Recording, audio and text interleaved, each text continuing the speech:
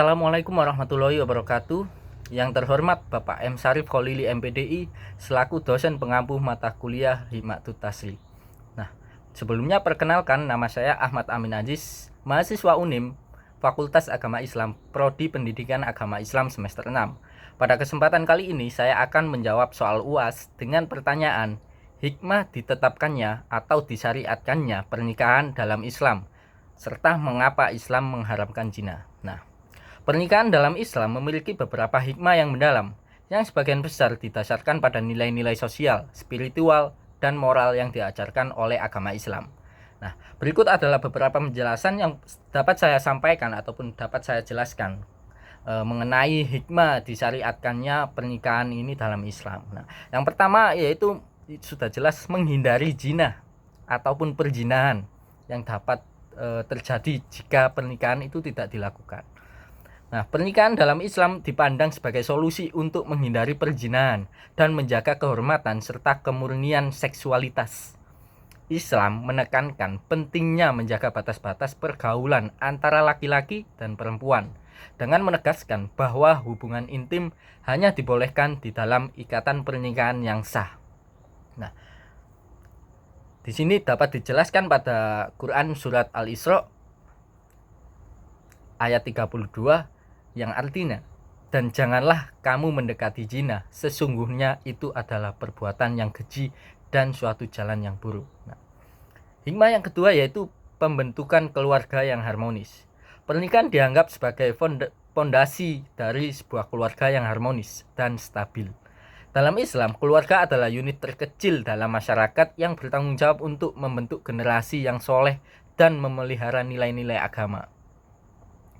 Dijelaskan juga pada Quran surat Ar-Rum ayat 21 yang artinya, dan di antara tanda-tanda kekuasaannya ialah Dia menciptakan untukmu pasangan hidup dari jenismu sendiri supaya kamu mendapatkan ketenangan hati, dan Dia menjadikan di antaramu rasa kasih dan sayang. Sungguh pada yang demikian itu benar-benar terdapat tanda-tanda bagi kaum yang berpikir.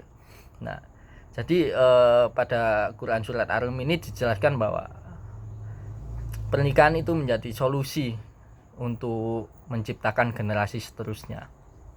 Berikutnya yaitu menjaga keseimbangan sosial. Islam mendorong pernikahan sebagai cara untuk menjaga keseimbangan sosial antara laki-laki dan perempuan, serta menghormati hak-hak individu dalam hubungan pernikahan. Disebutkan dalam hadis riwayat Abu Hurairah, Rasulullah Shallallahu Alaihi Wasallam bersabda, jika seseorang yang kamu ridhoi agamanya dan akhlaknya datang kepadamu, maka kawinkanlah dia. Karena jika tidak kamu lakukan, akan terjadi fitnah di muka bumi dan kerusakan yang besar. Berikutnya yaitu mengatasi kekurangan dan kesempitan. Pernikahan juga dianggap sebagai sarana untuk mengatasi kekurangan dan kesempitan, baik dari segi emosional, spiritual maupun materi. Dalam pernikahan, pasangan saling melengkapi dan saling mendukung untuk mencapai kesejahteraan hidup. Dijelaskan pada Quran surat An-Nur ayat 32. Dan kawinkanlah orang-orang yang sendirian di antara kamu dan orang-orang yang layak berkawin dari hamba-hamba sahayamu yang laki-laki dan perempuan. Jika mereka miskin, Allah akan memampukan mereka dengan karunia-Nya. Dan Allah maha luas pemberiannya, maha mengetahui. Jadi tidak usah khawatir untuk setelah menikah kalian tidak mendapatkan rezeki. Justru dengan melaksanakan pernikahan, rezeki kalian akan dilancarkan oleh Allah Subhanahu wa taala. Yang kelima, pengembangan kepribadian dan karakter. Nah, pernikahan memberikan kesempatan bagi individu untuk mengembangkan kepribadian dan karakter mereka melalui interaksi yang mendalam dengan pasangan hidup mereka. Ini juga membantu proses dalam pembentukan pribadi yang lebih matang dan bertanggung jawab. Nah, soal berikutnya yaitu mengapa Islam mengharamkan zina. Nah, Islam mengharamkan zina karena pandangan moral dan sosial yang ditekankan dalam ajarannya. Zina yang secara umum mengacu pada hubungan seksual di luar pernikahan dianggap sebagai pelanggaran serius terhadap nilai-nilai Islam yang mendasar. Nah, berikut adalah penjelasan yang dapat saya sampaikan mengenai kenapa Islam mengharamkan zina. Yang pertama yaitu keagamaan dan ketaatan Allah. Zina ini bertentangan dengan ajaran Islam yang menekankan ketaatan kepada Allah Subhanahu wa taala dan menjauhi segala bentuk dosa. Nah, pada Quran surat Al-Isra ayat 32 tadi sudah sangat jelas menyatakan bahwa zina itu adalah suatu perbuatan yang keji dan suatu jalan yang buruk. Yang kedua yaitu pemeliharaan kehormatan dan kesucian.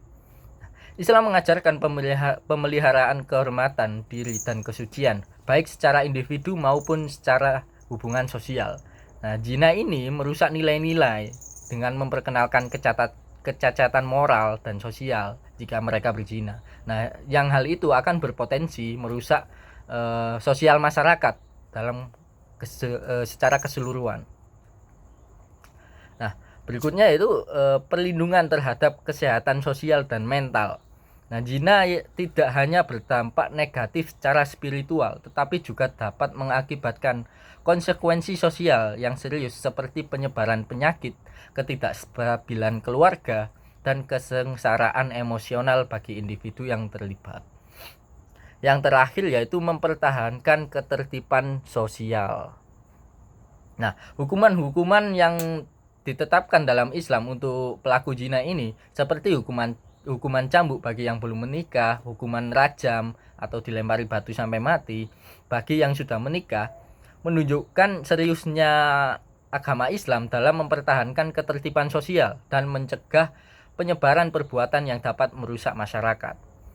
Disebutkan juga dalam hadis riwayat Abu Hurairah, apabila zina telah terjadi di suatu daerah, akan menimpa penduduknya penyakit-penyakit yang tidak pernah sebelumnya ada dalam penduduk sebelum mereka.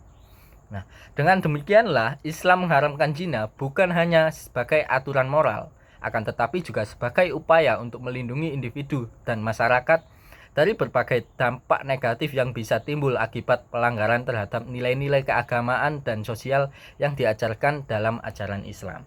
Nah, mungkin hanya seperti itu jawaban yang dapat saya jelaskan. Kurang lebihnya saya memohon maaf yang sebesar-besarnya. Saya akhiri video kali ini. Wallahul muwaffiq ila aqwamit thoriq. Wassalamualaikum warahmatullahi wabarakatuh.